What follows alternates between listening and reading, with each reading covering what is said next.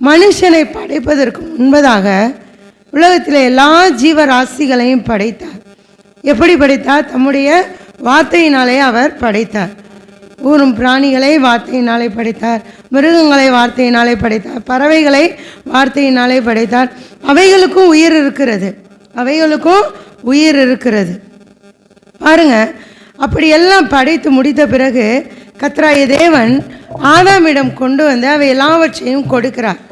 எதற்காக கொடுக்கிறார்? ஆதியாகமத்தின் புத்தகம் 2ஆம் அதிகாரம் 19ஆம் வசனத்தை நாம் வாசிப்போம். ஆதியாகமம் 2:19.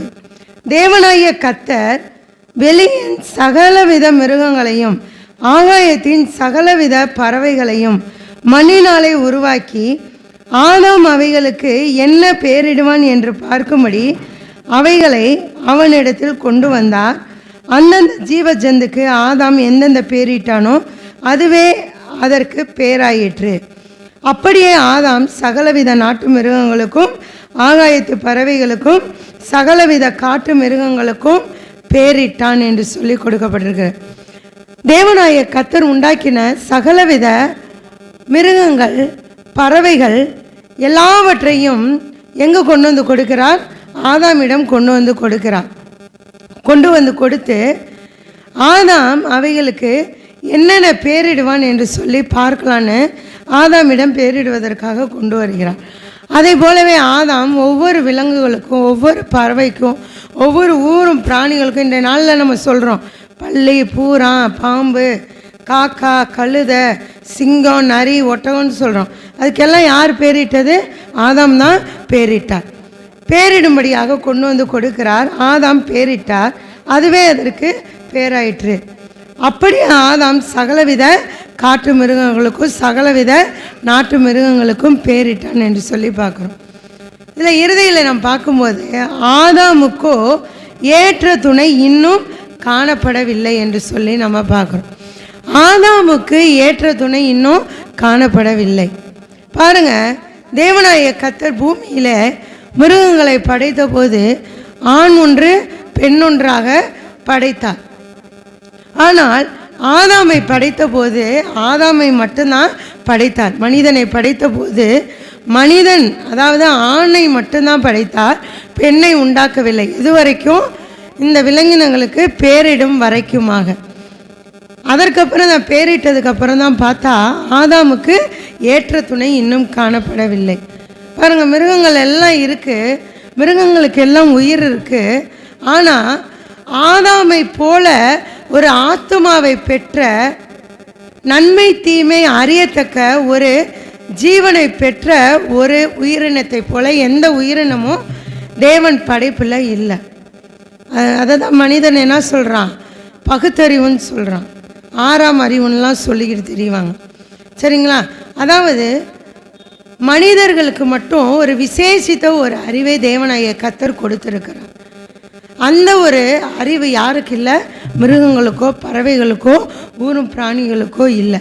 அதனால தான் இங்கே பார்க்குறோம் ஆதாமுக்கோ ஏற்ற துணை இன்னும் காணப்படவில்லை. அதனால் தேவனாகிய கர்த்தர் என்ன செய்கிறார்?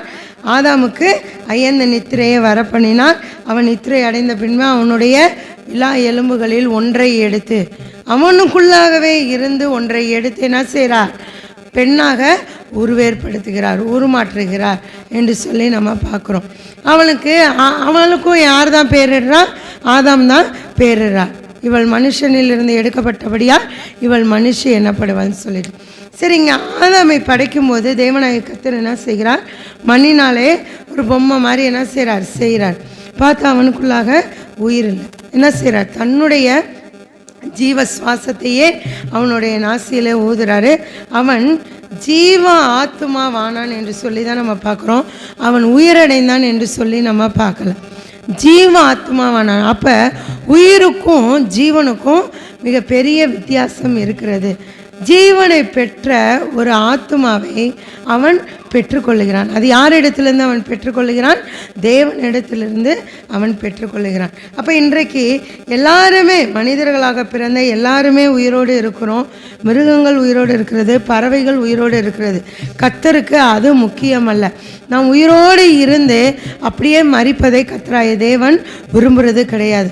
நாம் ஜீவன் உள்ளவர்களாக இருக்க வேண்டும் என்பதை தான் விரும்புகிறார். அப்போ ஜீவன் என்றால் என்ன என்று சொல்லி நாம் பார்க்கும்போது அவன் ஜீவாத்மாவாக காணப்பட்டான். ஜீவாத்மா என்றால் தேவனோடு கூட நெருங்கி உறவாடக்கூடிய ஒரு அனுபவத்தை பெற்றவனாக அவன் காணப்பட்டான். அவன்தான் ஜீவனை பெற்றவன். யாரெல்லாம் தேவனோடு கூட பேசுகிறார்களோ, தேவனோடு கூட நெருங்கி உறவாடக்கூடிய அனுபவத்தோடு இருக்கிறார்களோ அவர்கள் தான் ஜீவனை பெற்றவர்கள். மற்ற எல்லாருமே வெறும் உயிரை மட்டும்தான் பெற்றவர்கள். அதனால் கர்த்தருக்கு எந்த ஒரு பிரயோஜனமுமே இல்லை, நமக்கும் எந்த ஒரு பிரயோஜனமுமே இல்லை. அப்போ பாருங்கள், தேவனாய கர்த்தர் மனிதனை படைத்த போது ஜீவ ஆத்மா உள்ளவனாக அவனை படைத்தார். ஆனால் சர்ப்பத்தின் வடிவில் ஏதேன் தோட்டத்துக்குள்ள பாவம் நுழைந்த போது அவன் என்ன செஞ்சான்? தன்னுடைய ஜீவனை இழந்து விட்டான். அதாவது தேவனோடு கூட இருந்த அந்த உறவை இழந்து விட்டான். அப்போ இன்றைக்கு மனிதனுக்கு மிக மிக அவசியமாக இருக்கிறது, அல்லது தேவன் படைத்த படைப்புகளிலே மனிதன் என்பவன் ஒரு மிகச் சிறப்பான படைப்பு. ஏன் அப்படி சொல்கிறோம்? ஏன் மனிதன் ஒரு சிறப்பான படைப்புன்னு சொல்கிறோம்? ஆதியாகமத்தின் புத்தகம் 1ஆம் அதிகாரம் 26ஆம் வசனத்தை வாசிக்கும் போது தெரியும். பின்பு தேவன் 25ஆம் வசனத்தோட தன்னுடைய படைப்புகள் எல்லாவற்றையும் முடித்துவிட்டு 26ஆம் வசனத்தில் பார்க்குறோம். பின்பு தேவன் நமது சாயலாகவும் நமது ரூபத்தின்படியையும் மனுஷனை உண்டாக்குவோமாக என்று சொல்லுகிறார். அப்போ தேவனுடைய சாயலாக உருவாக்கப்பட்டவர்கள் நீங்களும் நானும். தேவனுடைய சாயலாக என்றால் நம்மை போலவே அவருக்கு 2 கண்ணு 2 காது 1 மூக்கு அப்படி கிடையாது. நம்முடைய ஆத்மாவும் தேவனுடைய ஆத்மாவும் ஒன்றாக இருக்கிறது. அதுதான் தேவனுடைய சாயலால் என்று சொல்லப்படுகிறது. அப்போ தேவனுடைய சாயல், அதான் பவுல் சொல்லுவார், இனி நானல்ல கிறிஸ்துவே எனக்குள் பிழைத்திருக்கிறார் என்று சொல்லி. அப்போ கிறிஸ்து நமக்குள் பிழைத்திருக்கிறார் என்றால் அப்பொழுதுதான் நாம் உண்மையான கிறிஸ்தவர்கள். அது வரைக்கும் என்னதான் நம்ம பேர் வச்சுக்கிட்டாலும், என்னதான் நம்ம ஆராதனையில் கலந்துக்கிட்டாலும் சரி, அல்லது உபவாசம் போட்டு ஜெபிச்சாலும் சரி, அல்லது சில பேர் என்ன செய்வாங்க, செயின்லலாம் சில்வர் டாலர்லாம் வச்சுக்குவாங்க, நான் கிறிஸ்தவன் என்று சொல்லி காண்பிக்கணும் அப்படின்றதுக்காக. அப்படியெல்லாம் நம்ம கிறிஸ்தவர்கள் என்று நிரூபிக்க முடியாது. எப்பொழுது நாம் கிறிஸ்துவை தரித்து கொள்கிறோமோ, கிறிஸ்துவின் சாயலாக நாம் காணப்படுகிறோமோ, அப்பொழுது தான் நாம் உண்மையான கிறிஸ்தவர்கள். அல்லேலூயா. அப்போ பாருங்க, ஆதாமை தேவன் உருவாக்கின போது நமது சாயலாகும். நமது அப்படின்னா தேவன் இருந்தபோது தேவன் பிதா குமாரன் பரிசுத்த ஆவி மூவரும் ஒன்றாய் இருக்கிறார்கள். அப்போ அங்கே தேவன் சொல்லும்போது நமது சாயலாக நமது ரூபத்தின்படியாக மனுஷனை உண்டாக்குவோமாக என்று சொல்லி அவனை தேவ சாயலாகவே சிருஷ்டித்தார் என்று அந்த 27ஆம் வசனத்தில் நம்ம பார்க்க முடியும். தேவன் தம்முடைய சாயலாக மனுஷனை சிருஷ்டித்தார், அவனை தேவ சாயலாகவே சிருஷ்டித்தார், ஆணும் பெண்ணுமாக அவர்களை சிருஷ்டித்தார் என்று சொல்லி பார்க்கிறோம். அப்போ நாம் உலகத்திலே தேவன் எவ்வளவோ படைப்புகளை படைத்திருக்கிறார். சூரியன், சந்திரன், நட்சத்திரங்கள், கோள்கள், கடல், பூமி, தாவரங்கள், விலங்குகள், பறவைகள், ஊரும் பிராணிகள் எவ்வளோ உண்டாக்கி இருக்கிறார். ஆனால் அந்த படைப்புகள் எல்லாவற்றை காட்டிலும் அவருடைய சாயலாக சிருஷ்டிக்கப்பட்ட நாம் மிகச் சிறப்பான படைப்பு. அல்லேலூயா. சரிங்களா? அப்போ இந்த சிறப்பான படைப்பாக இருக்கக்கூடிய இந்த மனிதன் ஜீவன் உள்ளவனாக இருக்க வேண்டும் என்பது தான் தேவனுடைய திட்டம். உயிர் உள்ளவனாக அல்ல, ஜீவன் உள்ளவனாக. அப்போ ஜீவன் உள்ளவனாக என்றால் அவரோடு கூட உறவாடி கொண்டிருக்கக்கூடிய அனுபவத்திற்குள்ளாக அந்த மனிதனுடைய ஆத்மா எப்பொழுதும் தேவனுடைய ஆத்மாவாகவே இருக்க வேண்டும், தேவனுடைய நினைவாகவே இருக்க வேண்டும் என்பது தான் தேவனுடைய சித்தமாக இருக்கிறது. ஆனால் பாருங்க, மனிதன் தன்னுடைய சுய இஷ்டத்தின்படியாக யோசித்ததுனால, அதாவது ஏவாள் தன்னுடைய சுய இஷ்டத்திற்கு யோசித்ததுனால பாவத்திற்குள்ளாக அவள் விழுந்து போனாள். விழுந்து போனது நிமித்தமாக அவன் என்ன செஞ்சான்? தன்னுடைய ஜீவனை இழந்து போனான். ஜீவனை இழந்து போனான்னா தேவனோடு கூட இருந்த உறவை விட்டு அவன் பிரிந்து போனவனாக அவன் காணப்பட்டான். அப்போ தேவனாய கர்த்தர் அங்கு மனஸ்தாபப்பட்டு என்ன செய்கிறார், அவனை தோட்டத்தை விட்டே வெளியே துரத்தி விடுகிறார். ஏதேன் தோட்டத்தை பண்படுத்தும்படியாக காக்கும்படியாக அங்கு வைத்தார். ஆதியாகமத்தின் புத்தகம் 2ஆம் அதிகாரத்தில் 15ஆம் வசனத்தில் வாசிக்கும் போது, தேவனாகிய கர்த்தர் மனுஷனை ஏதேன் தோட்டத்தில் அழைத்து கொண்டு வந்து, ஆதாமை மட்டும்தான் படைத்திருந்தார், அவனை என்ன செஞ்சார், ஏதேன் தோட்டத்தில் அழைத்து கொண்டு வந்து அதை பண்படுத்தவும் காக்கவும் வைத்தார். அப்பொழுது இருந்த மனிதன் அந்த ஆதாம் மட்டும்தான். அப்போ அந்த தோட்டத்தை பண்படுத்த சொன்னது சரி, காக்கவும் அப்படின்னா அதை காவல் காக்கும்படியான ஒரு பொறுப்பை தேவனாகிய கர்த்தர் யாருக்கு கொடுத்திருக்கிறார், இந்த ஆதாமுக்கு கொடுத்திருக்கார். அந்த சமயத்தில் தான் ஏவாளையும் அதற்கு பிற்பாடாக அவர் படைக்கிறார். சரிங்களா? அப்போ பாருங்க, பண்படுத்தவும் காக்கவும் என்றால் பண்படுத்த வைத்தது சரி, காக்க வைக்கிற அளவுக்கு அந்த தோட்டத்தில் யாருமே வர முடியாது, யாருமே இல்லை வேற அந்த உலகத்தில், ஆதாம் மட்டும்தான் இருக்கிறார். அப்போ காக்க அப்படின்ற வார்த்தை எதற்காக அந்த இடத்துல பயன்படுத்துகிறார் அப்படின்னா, பிசாசானவன் கண்டிப்பாக இந்த மனிதனை வஞ்சிப்பதற்காக வருவான். இப்போ பிசாசானவனுக்கு இடம் கொடுக்காதபடிக்கு, பிசாசானவனுக்கு இடம் கொடுத்து உன்னுடைய ஜீவனை நீ இழந்து விடாதபடிக்கு நீ என்ன செய்யணும், இந்த தோட்டத்தை பாதுகாத்து கொள்ள வேண்டும் என்று சொல்லி அங்கு சொல்லுகிறார். அப்பொழுது இருந்தது யாருன்னா, தேவன், ஆதாம், சர்ப்பம், ஏவாள், 4 பேர் தான் அந்த உலகத்திலேயே, முழு உலகத்திலேயே இருந்தவங்க. அப்போ தேவனாகிய கர்த்தர் ஆதாமுக்கு கொடுத்த ஒரே ஒரு வேலை, அந்த தோட்டத்தை பண்படுத்தணும், காக்கணும். அதுதான். அதை அவன் மறந்து போனான். ஒருவேளை பண்படுத்தி இருப்பான், ஆனால் வெளியில் இருந்த அந்த சர்ப்பம் உள்ளே வராதபடிக்கு காக்க வேண்டும் என்கிற தேவ திட்டத்தை அவன் மறந்து போனான். மறந்து போனதுனால அவன் என்ன செய்ய வேண்டியதாயிடுச்சு, தன்னுடைய ஜீவனை இழக்க வேண்டியதாயிடுச்சு. இங்கே சொல்கிறார் இல்லையா, நீ அந்த தோட்டத்தை சகல விருட்சங்களின் கனியை நீ புசிக்கலாம், ஆனாலும் நன்மை தீமை அறியத்தக்க விருட்சத்தின் கனியை நீ புசித்தால் நீ சாகவே சாவாய் என்று சொல்லுகிறார். அவன் இந்த கனியை புசித்ததுனால செத்து போயிட்டானா? இல்லை, உயிரோடு தான் இருந்தான். ஆனால் அவனுடைய ஆத்துமாவிலே அவன் மரித்து போனான், தன்னுடைய ஜீவனை அவன் இழந்து போனான். தேவனுக்கு உயிர் முக்கியம் அல்ல. உயிரை படைத்ததற்கான நோக்கமே நம்முடைய ஜீவன் அவருக்குள்ளாக இருக்க வேண்டும் என்பதற்காக தான் நம் ஒவ்வொருவரையும் படைத்து வைத்திருக்கிறார். அதை மறந்து போய் தான், அதை தெரியாமல் தான் ஜனங்கள் இன்றைக்கு எங்கெங்கேயோ ஓடிக்கொண்டிருக்கிறார்கள். ஆனால் கர்த்தருடைய கிருபையினால் நாம் ஜீவனை பெற்றவர்களாக ஏதேன் தோட்டமாகிய இந்த சபைக்குள்ளாக நம்ம என்ன செஞ்சுருக்கோம், அமர்ந்து இருக்கிறோம். அல்லேலூயா. அப்போ பாருங்கள், இந்த ஜீவனை இழக்காதபடிக்கு, அவரிடத்திலிருந்து நாம் பெற்றுக்கொண்ட இந்த ஜீவனை இழக்காதபடிக்கு நாம் ஜாக்கிரதை உள்ளவர்களாக காணப்பட வேண்டும். பிசாசுடைய தந்திரங்களுக்கு இடம் கொடுக்காதபடிக்கு நாம் நம்முடைய ஜீவனை பாதுகாத்து கொள்ள வேண்டும். பாருங்கள், ஜீவனை குறித்து வேதத்தில் நிறைய வசனங்களை நம்ம வாசிக்க முடியும். பழைய ஏற்பாட்டிலையும் வாசிக்க முடியும், புதிய ஏற்பாட்டிலையும் வாசிக்க முடியும். உபாகமம் புத்தகத்தில் ஒரு வசனத்தை வாசிப்போம். உபாகமம் 30ஆம் அதிகாரம் 19ஆம் வசனம். உபாகமம் 30ஆம் அதிகாரம் 19ஆம் வசனத்தை வாசிப்போம். நான் ஜீவனையும் மரணத்தையும் ஆசீர்வாதத்தையும் சாபத்தையும் உனக்கு முன் வைத்தேன் என்று உங்கள் மேல் வானத்தையும் பூமியையும் என்று சாட்சி வைக்கிறேன். ஆகையால் நீயும் உன் சந்ததியும் பிழைக்கும்படிக்கு நீ ஜீவனை தெரிந்து கொண்டு என்று சொல்லி அங்கு சொல்லப்படுது. அப்போ நாம் இந்த உலகத்திலே பிழைத்திருக்க வேண்டும் என்றால், நாம் உயிரோடு வாழ்வதற்கே எது நமக்கு தேவைப்படுகிறது, ஜீவன் நமக்கு தேவைப்படுகிறது. நம் ஜீவனை தெரிந்து கொண்டவர்களாக நாம் இருக்கிறோம். இந்த ஜீவனை நம்ம என்ன செய்யணும், பாதுகாத்து கொள்ள வேண்டும்.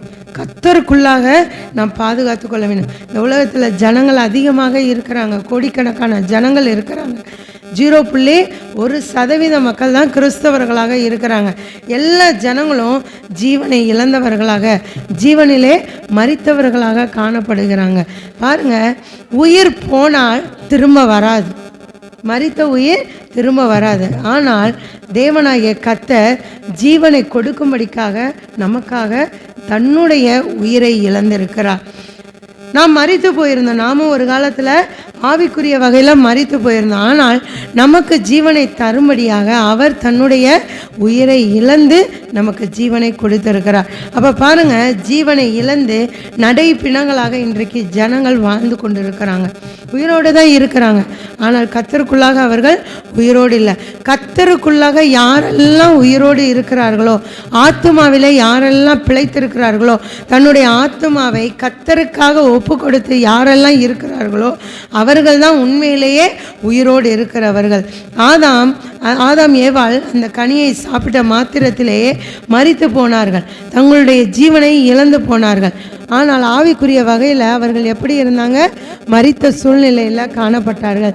இன்றைக்கு ஆவிக்குரிய வகையில் அநேகர் மரித்து போயிருக்கிறாங்க. தேவன் சொல்லுகிறார், நான் ஜீவனையும் மரணத்தையும் ஆசீர்வாதத்தையும் சாபத்தையும் உனக்கு முன் வைத்தேன் என்று உங்கள் மேல் வானத்தையும் பூமியையும் என்று சாட்சி வைக்கிறேன். ஆகையால் நீயும் உன் சந்ததியும் பிழைக்கும்படிக்கு, உயிரோடு இருக்கும்படிக்கு இல்லை, நாம் பிழைத்திருக்க வேண்டும், நாம் நன்றாக இருக்க வேண்டும் என்றால் நாமும் நம்முடைய சந்ததியும் நன்றாக ஆசீர்வாதமாக செழிப்பாக இருக்க வேண்டும் என்றால் நாம் எதை தெரிந்து கொள்ள வேண்டும்? ஜீவனை தெரிந்து கொள்ள வேண்டும். அந்த ஜீவன் தான் நமக்கு முக்கியமானதாக இருக்கிறது. பாருங்க, இன்னும் நாம் பார்க்கும்போது நீதிமொழிகள் 14ஆம் அதிகாரம் 27ஆம் வசனத்தை வாசிப்போம். நீதிமொழிகளின் புத்தகம் 14ஆம் அதிகாரம் 27ஆம் வசனம். கர்த்தருக்கு பயப்படுதல் ஜீவ ஊற்று, அதனால் மரண கண்ணிகளுக்கு தப்பலாம். கர்த்தருக்கு யாரெல்லாம் பயப்படுகிறார்களோ அவர்கள் தான் ஜீவனை உடையவர்கள். வெறும் ஜீவன் மாத்திரம் அங்கே சொல்லலை, ஜீவ ஊற்று என்று சொல்லப்பட்டிருக்கிறது. ஊற்று என்றால் என்ன? அதிலிருந்து தண்ணீர் வந்து கொண்டே இருக்கும், எப்பொழுதுமே தண்ணீர் வந்து கொண்டே இருக்கும், அதுதான் ஊற்று. இதில் ஜீவ ஊற்று என்று சொல்லப்பட்டிருக்கு. ஜீவ ஊற்று என்றால் வற்றாத ஊற்று, எப்பொழுதுமே சுரந்து கொண்டிருக்கக்கூடிய, எப்பொழுதுமே வந்து கொண்டிருக்கக்கூடிய ஒரு ஊற்று, அதுதான் ஜீவனுடைய ஊற்று. நான் சொன்னேன் இல்லையா, ஜீவன் என்றால் எப்பொழுதுமே உயிரோடு இருக்கக்கூடிய ஒரு அனுபவம், கர்த்தருக்குள்ளாக எப்பொழுதுமே வாழ்ந்திருக்கக்கூடிய ஒரு அனுபவம், அதுதான் ஜீவனுடைய ஊற்று. ஜீவ தண்ணீரை குறித்து சமாரியா பெண்ணுக்கு இயேசு கிறிஸ்து சொல்லுவார், ஜீவ தண்ணீர் என்று சொல்லி. சமாரியா பெண்ணிட்ட இயேசு கிறிஸ்து போய் தண்ணீர் கேட்பாரு. தண்ணீர் கேட்கும்போது அந்த பெண் என்ன சொல்லுவா? நீர் யூதராக இருக்க எங்கள்கிட்ட போய் எப்படி நீ தண்ணீர் கேட்கலாம் என்று சொல்லி கேட்கும்போது இயேசு கிறிஸ்து என்ன சொல்லுவார்? தண்ணீர் கேட்கிறவர் இன்னார் என்று நீர் அறிந்திருந்தாயானால் நீ இப்படி என்ன செய்ய மாட்டே, கேட்க மாட்ட. நீ கொடுக்கிற தண்ணீரை குடிக்கிறவனுக்கு தாகம் எடுக்கும், ஆனால் நான் கொடுக்கிற தண்ணீரை, நான் கொடுக்கிற ஜீவ தண்ணீரை குடிக்கிறவனுக்கு என்றென்றைக்குமே தாகமே எடுக்காது என்று சொல்லுவார். அப்போ இவர் ஆவிக்குரிய ரீதியிலே இவர் பேசுகிறார். அவள் சொல்லுகிறது மாம்ச பிரகாரமாக நாம் அருந்துகிற தண்ணீரை குடித்து சமாரிய பெண் பேசுகிறாள். ஆனால் இயேசு கிறிஸ்து சொல்லுகிறது ஜீவ ஊற்றை குறித்து.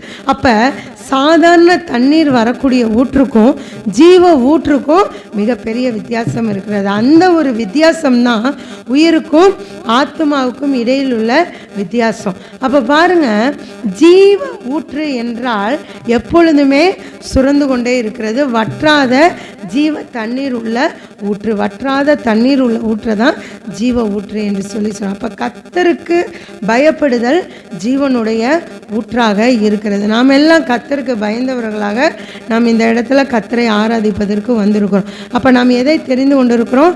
ஜீவ ஊற்றை தெரிந்து கொண்டிருக்கிறோம். இந்த ஜீவ ஊற்று ஒருபோதும் வற்றி போகாதபடிக்கு ஒருபோதும் தூற்று போகாதபடிக்கு பாதுகாத்து கொள்வது யாருடைய கரத்தில் தான் இருக்கிறது?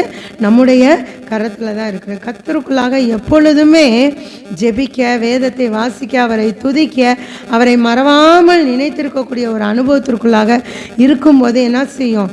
ஜீவ ஊற்று எப்பொழுதுமே ஊறிக்கொண்டே இருக்கும். அதை தான் கர்த்தராகிய தேவன் சொல்லுகிறார், ஜீவனை தெரிந்து கொள்ள வேண்டும் என்று சொல்ல. அதனால் என்ன செய்யலாம்? நம்ம மரண கண்ணிகளுக்கு தப்பலாம். சாத்தான் ஆதாம் ஏவாளுக்கு மரண கண்ணிகளை வீசினான். அந்த மரண கண்ணிகளுக்குள்ளாக அவர்கள் என்ன செஞ்சாங்க? சிக்கி கொண்டாங்க. இன்றைக்கு மரண கண்ணிகளுக்குள்ளாக சிக்கி கொள்ளாதபடிக்கு கர்த்தராகிய தேவன் நமக்கு ஜீவ ஊற்றை கொடுத்திருக்கிறார். அந்த ஜீவ ஊற்றுக்குள்ளாக நாம் எப்பொழுதுமே அந்த ஜீவ ஊற்றை அருந்தி கொண்டிருக்கக்கூடிய பிள்ளைகளாக நாம் காணப்பட வேண்டும். இன்னுமாக நாம் பார்க்கும்போது யோவான் 1ஆம் அதிகாரம் 4ஆம் வசனம். யோவான் எழுதின சுவிசேஷம் 1ஆம் அதிகாரம் 4ஆம் வசனத்தை வாசிப்போம்.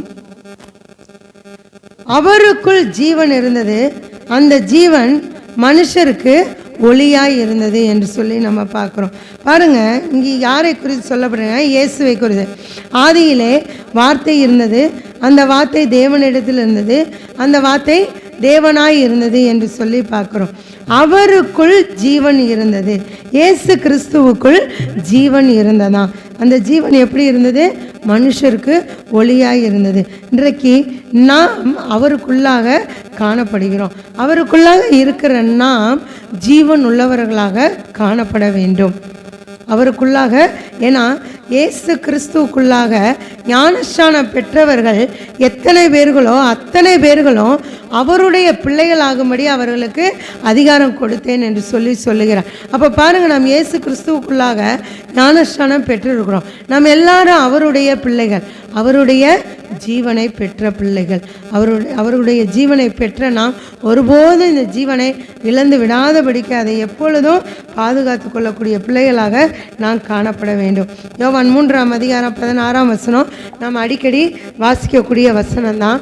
தேவன் தம்முடைய ஒரே பேரான குமாரனை விசுவாசிக்கிறவன் எவனோ அவன் கெட்டு போகாமல் நித்திய ஜீவனை அடையும்படி அவரை தந்தருளி இவ்வளவாய் உலகத்தில் அன்பு கூர்ந்தார் என்று சொல்லி நம்ம வாசிக்கிறோம். அப்போ தேவன் தம்முடைய ஒரே பேரான குமாரனை விசுவாசிக்கிறவன் எவனோ அவன் கெட்டு போகாமல். இயேசு கிறிஸ்துவை விசுவாசிக்கிறவர்கள் ஒருபோதும் கெட்டு போக மாட்டாங்க. கெட்டு போகாமல் அவர்கள் எதை அடையும்படிக்கு? நித்திய ஜீவனை அடையும்படிக்கு. அப்போ நித்திய ஜீவன் என்றால் நிரந்தரமாக வாழக்கூடிய ஒரு வாழ்க்கை. இப்பொழுது நாம் வாழக்கூடிய வாழ்க்கை அனித்தியமான ஒரு வாழ்க்கை. என்றைக்கு மரணம் வரும் என்று யாராலையும் சொல்ல முடியாத ஒரு வாழ்க்கையில் நாம் வாழ்ந்து கொண்டிருக்கிறோம். நித்திய ஜீவனை கர்த்தராகிய தேவன் நமக்கு கொடுக்கும்போது நாம் நித்தியமாக அவரோடு கூட ஆளுகை செய்கிறவர்களாக, அவரோடு கூட நாம் உறவாடக்கூடியவர்களாக நாம் காணப்படுவோம். நித்திய ஜீவனை அடையும்படி அவரை தந்தொருளி இவ்வளவாய் உலகத்தில் அன்பு கூர்ந்தார் என்று சொல்லி நம்ம வாசிக்கிறப்ப நாம் கர்த்தரை தேடுவது ஒருபோதும் விருதாவாய் போகாது. அவருடைய ஜீவனை பெற்ற பிள்ளைகளாகிய நாம் அவருடைய ஜீவனுக்குள்ளாக ஒன்றித்திருக்கக்கூடிய, அவருடைய ஜீவனுக்குள்ளாக பிணைக்கப்பட்டிருக்கக்கூடிய நாம் நம்முடைய வாழ்க்கை இதோடு முடிந்து போகாது. நித்தியமாக அவரோடு கூட அரசாளக்கூடிய ஒரு வாழ்க்கைக்குள்ளாக நாம் கடந்து செல்லுவோம். யோவான் 10ஆம் அதிகாரம் 10ஆம் வசனத்தை வாசிப்போம். யோவான் 10:10. திருடன் திருடவும் கொல்லவும் அழிக்கவும் வருகிறானே அன்றி வேறொன்றுக்கும் வரான். நானும் அவைகளுக்கு ஜீவன் உண்டாயிருக்கவும் அது பரிபூரணப்படவும் வந்தேன் என்று சொல்ல. இங்கே திருடன் என்றால், திருடன் என்பது பிசாசானவனை குறிக்கக்கூடிய. ஏன்னா அவன் எப்படி இருக்கிறான்? திருடனாயும் கொள்ளைக்காரனாயும் கொடுமை செய்கிறவனாயும் இப்படியாக அநேக காரியங்களை நாம் சொல்லலாம். அப்போ இந்த திருடனாகிய இந்த பிசாசானவன் என்ன செய்வானா? எதற்கு வருவான்? திருடவும் கொல்லவும் அழிக்கவும். யாரை தேடி வருவான்? அவருடைய, அதாவது பிசாசானுடைய ராஜ்யத்திலிருந்து தேவனுடைய ராஜ்யத்திற்குள்ளாக வந்திருக்கிற ஒவ்வொருவரையும் அவன் என்ன செய்வான்? திருடி கொண்டு போவதற்கு அல்லது கொல்லுவதற்கு, அழிப்பதற்காக அவன் வருவான். ஆனால் தேவன் என்ன சொல்கிறாரு? நானும் அவைகளுக்கு ஜீவன் உண்டாயிருக்கவும் அது பரிபூரணப்படவும் வந்தேன் என்று சொல்ல நமக்கு ஜீவனை கொடுக்க வந்தவர் தான் தேவனாகிய கர்த்தர். அப்போ திருடன் வஞ்சித்து வைத்திருக்கக்கூடிய, திருடன் திருடி வைத்திருக்கக்கூடிய, திருடன் அழிப்பதற்காக வைத்திருக்கக்கூடிய ஒவ்வொரு ஆத்துமாக்களுக்கும் ஜீவனை கொடுப்பதற்காகவும் அந்த ஜீவன் பரிபூரணம் அடையணும் என்றால் அவர்கள் மரண பரியந்தம் கர்த்தருக்குள்ளாக நிலைத்திருந்து அவர் வரும்போது அவரோடு கூட எடுத்துக்கொள்ளக்கூடிய அனுபவத்திற்குள்ளாக காணப்பட வேண்டும். அதற்காக தான் தேவனாகிய கர்த்தர் இரத்தம் சிந்தினார். ஏதோ ஒரு நேரத்தில் அவருக்குள்ளாக வந்துட்டு ஒரு காலகட்டத்தில் ஏதோ வயிற்று வலின்னு வரும்போது கர்த்தரை தேடி வந்துட்டு அவருக்குள்ளாக நல்ல ஆவியில் நிரம்பி நல்லா ஜெபம் பண்ணிட்டு ஒருவேளை ஞானஸ்நானம் எடுத்துட்டு ஒரு 6 மாதத்தில் திரும்பி பின்வாங்கி போகிறதற்காக கர்த்தராகிய தேவன் நமக்காக ஜீவனை கொடுக்கல. மரண பரியந்தம் நிலைத்திருந்து நம்முடைய ஜீவன் பரிபூரணம் அடைவதற்காக தான் இயேசு கிறிஸ்து இந்த உலகத்திலே வந்தார் என்று சொல்லி நாம் பார்க்கிறோம். அதுதான் இயேசுவே சொல்லுவார், நானே வழியும் சத்தியமும் ஜீவனுமாய் இருக்கிறேன் என்று சொல்லி. அப்போ அவருக்குள்ளாக நிலைத்திருக்கிற ஒவ்வொருவருமே ஜீவனை பெற்றவர்கள் தான். அல்லேலூயா. அவருக்குள்ளாக யாரெல்லாம் நிலைத்திருக்கிறோமோ அவர்கள் எல்லாம் ஜீவனை பெற்றார். இன்றைக்கு நாம் எல்லாரும் கர்த்தருக்குள்ளாக நிலைத்திருக்கிறவர்களாக இங்கே வந்திருக்கிறோம். நாம் உலகத்தில் இருந்து வேறு பிரிக்கப்பட்டவர்கள், உலகத்தினுடைய அசுத்தங்களிலிருந்து வேறு பிரிக்கப்பட்டவர்கள். உலகத்திற்குள்ளே தான் நம்ம இருக்கிறோம். ஒரு பெரிய உலகமாக இந்த உலகம் இருக்கிறது. அந்த உலகத்துக்குள்ளே ஒரு சிறிய வட்டமாக, ஒரு சின்ன உலகமாக, பரிசுத்த ஜாதியாக தான் நாம் எல்லாம் இருக்கிறோம். நாம் உலகத்திற்கு வெளியே இல்லை, உலகத்திற்குள்ளதாங்க இருக்கிறோம். ஆனால் உலகத்தின் அசுத்தங்களிலிருந்து பிரித்தெடுக்கப்பட்டு பரிசுத்தத்திற்காக, கர்த்தருக்காக, கர்த்தருடைய ராஜ்யத்திற்காக, பரலோகத்திற்காக நித்திய ஜீவனை சுதந்திரித்து கொள்ள வேண்டும் என்பதற்காக பிரித்தெடுக்கப்பட்ட ஒரு சிறு கூட்டமாக தான் இந்த சபை காணப்படுகிறது. ஒவ்வொரு சபையும் காணப்படுகிறது. அப்போ இந்த சபையானது மரண பரியந்தம் அல்லது கிறிஸ்துவினுடைய வருகை பரியந்தம் அவருக்குள்ளாகவே நிலைத்திருந்து பரிபூரணம் அடைந்து நித்திய ஜீவனுக்குள்ளாக, பரலோக ராஜ்யத்திற்குள்ளாக பிரவேசிக்க வேண்டும் என்பது தான் அவருடைய நோக்கமும் அவருடைய திட்டமுமாக இருக்கிறது. இயேசு கிறிஸ்து நானே வழியும் சத்தியமும், நானும்னு சொல்லலை. இன்றைக்கு ஜனங்கள் இருக்கிறாங்க. போன வாரம் ஒரு வீட்டுக்கு ஜபத்திற்காக போயிருந்தோம். அங்கே பாருங்கள், ஒரு 4 மாதத்துக்கு முன்பதாக அந்த அம்மாவனுடைய மகளுக்கு பிரசவம், ரொம்ப கிரிட்டிக்கலான சிச்சுவேஷன். அந்த குழந்தை ஐசியூலேயே ஒரு வாரம் வச்சுருந்தாங்க. ரொம்ப கிரிட்டிக்கலான சிச்சுவேஷனு, ரொம்ப மூச்சு திணறல அப்படின்னு நம்ம ரொம்ப பாரத்தோடு நம்ம ஜெபம் பண்ணோம். அந்த குழந்தை உயிர் பிழைத்து இங்கே சகோதரி சாட்சிலாம் சொன்னாங்க. அன்றைக்கு நாங்கள் அவங்க வீட்டுக்கு ஜெபம் பண்ண போனப்போ அந்த குடும்பத்தையும் வர சொல்லியிருந்தாங்க. வந்தப்போ கர்த்தர் தான் ஜீவனை கொடுத்து பாதுகாத்துருக்கிறாரு அப்படின்னு சொன்னப்போ அந்த அம்மா அதையும் காதில் வாங்கினாங்க. ஆனால் நாங்கள் இந்த பிள்ளைக்காக, இந்த பையனுக்காக வேண்டாத தெய்வம்லாம் இல்லை, ஏறாத கோயிலெலாம் இல்லை, எல்லா கடவுளும் எனக்கு பதில் கொடுத்துருச்சு என்று சொல்லி சொன்னாங்க. அப்போ பாருங்கள், நாங்கள் ஒரு 3/4 மணி நேரம் இருக்கோம். அவங்களுக்கு நல்லா சத்தியத்தெல்லாம் போதித்தோம். அதாவது எல்லா கடவுளும் கடவுள் இல்லை. இன்றைக்கு எல்லா ஜனங்களும் நினைத்து கொண்டிருக்கிறது அதுதான். எல்லா கடவுளை போல இயேசுவும் ஒரு கடவுள் என்று சொல்லி நினைத்து கொண்டிருக்கிறாங்க. இயேசுவும் ஒரு கடவுள் இல்லை, இயேசு மட்டும்தான் கடவுள் என்று சொல்லி நிறைய இன்னும் வசனங்கள் எல்லாம் வச்சு நாங்கள் சொல்லிகிட்டு இருந்தோம். அப்போ பாருங்கள், இன்றைக்கு ஜனங்கள் அப்படி தான் இருக்காங்க. எல்லா கடவுளை போல இயேசுவும் ஒரு கடவுள், எல்லா தேவனை போல இயேசுவும் ஒரு தேவன் என்று சொல்லி இங்கே தெளிவாக வேதத்தில் யோவான் 14ஆம் அதிகாரம் 6ஆம் வசனத்தில் சொல்லப்பட்டிருக்கிறது, நானே வழியும் சத்தியமும் ஜீவனுமாய் இருக்கிறேன், என்னாலே அல்லாமல் ஒருவனும் பிதாவின் இடத்தில் வரான் என்று சொல்லி சொல்லப்பட்டிருக்கு. நானும் வழியும் சத்தியம் ஜீவனுமாய் இருக்கிறேன்னு சொல்லலை. நானே அப்படின்னா அவர் மட்டும்தான் என்று சொல்லி அர்த்தம். அப்போ இயேசு மட்டும்தான் ஜீவனை கொடுக்க முடியும், இயேசு மட்டும்தான் வழியாய் இருக்க முடியும் என்று சொல்லி நம்ம பார்க்க முடிகிற